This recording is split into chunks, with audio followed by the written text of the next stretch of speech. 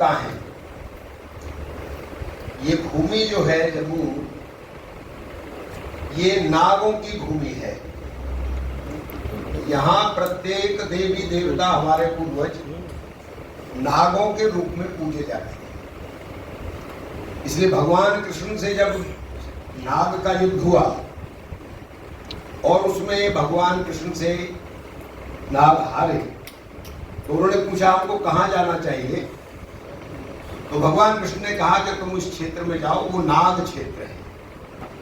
इसलिए यहाँ चाहे बाबा कैलकनाथ हो, चाहे राजा मांडलिक हो, चाहे बाबा कालीवीर हो, चाहे बाबा सुरगल हो, सभी नाग के रूप में पूजे जाते हैं। इसलिए ये डोगराओं के जो देवता है, कुल देवता है, ये सब नाग के रूप में पूजे जाते हैं।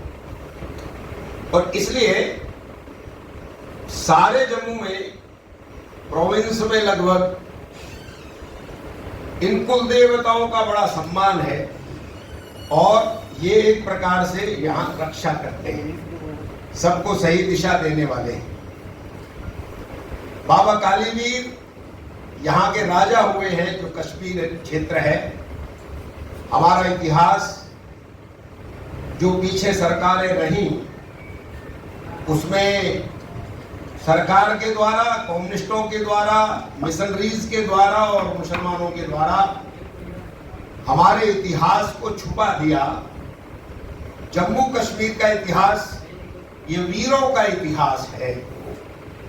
यहाँ पर एक समय में ललितादित्य मुक्तापीठ, जो अनंतनाग में राजा थे, जिन्होंने मट्टन का मंदिर भी बनवाया था, उनकी राजधानी केरल के पहाड़ों तक थी, राज्य की सीमाएं, और उधर नागालैंड की सीमा तक थी। ऐसे प्रतापी राजा यहाँ हुए हैं। इतना ही नहीं, तो भगवान कृष्ण के भी यहाँ पर 2 बार आए हैं। एक बार जो गोनंद राजा थे कश्मीर के, वो जरासंध की तरफ से लड़ने कृष्ण के सामने गए थे। जब युद्ध में उनकी हार हो गई, उनकी मृत्यु हो गई, तो उनके 9 साल के बेटे को गद्दी पर बैठाने के लिए स्वयं भगवान कृष्ण यहाँ आए थे। और एक छोटा बेटा जो था, शायद उसका नाम संभय या कुछ ऐसा है, वो भी यहीं पर ब्याया था, जो आजकल पीओ का क्षेत्र गिना जाता है, वहां पर वो ब्याया था। तो ऐसे 2 बार भगवान कृष्ण भी जम्मू कश्मीर की धरती पर आए हैं। अर्जुन और बब्राभान का जो युद्ध हुआ, जिसमें अर्जुन की गर्दन कटी और बब्राभान जीता उसमें, तो वो स्थान भी यहीं पर है। सुईसर और मानसर, यहीं पर वो मणि निकली थी जिससे अर्जुन की गर्दन दोबारा जोड़ी गई थी।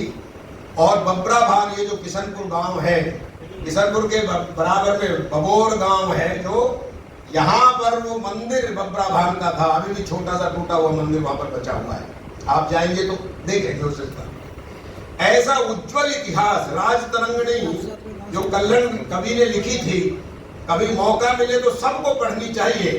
तो जम्मू कश्मीर के लोगों का आत्मगौरव जागेगा कि हम ऐसे वीरों की संतान हैं, और हम किनके तले दब गए जिनमें कुछ भी दम नहीं था, और आपस में फूट के कारण से हम पर लोग राज्य करते चले गए। और इसलिए तेजस्वी डोगरे, तेजस्वी बाबा कालीवीर, राजा मांडलिक दामाद को कहते हैं मंडलिक। आत्मगौरव जगे, अपने इतिहास को जाने, ऐसा बाबा कालीवीर और राजा मांडलिक, बाबा सिद्ध गौरैया और सुकराला माता, इन सब के चित्र बना करके, मंदिर बना करके इस संदेश यात्रा को गांव-गांव में घुमा रहे हैं, घुमाएंगे। उसका 3 तारीख को प्रातः काल 10 बजे पतियाला चक गांव में जो राजा मांडलिक का स्थान है, उस स्थान पर इस यात्रा का उद्घाटन होगा। और दूसरी यात्रा का उद्घाटन शाम को 4 बजे लखनपुर में जो किले में मंदिर है उसमें होगा।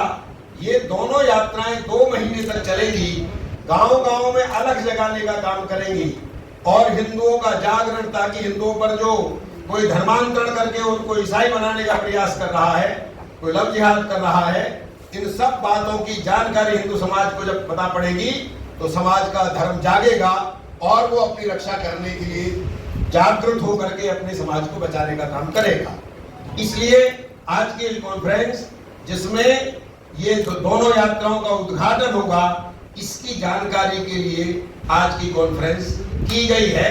ये बात हम गांव-गांव में बताने वाले हैं।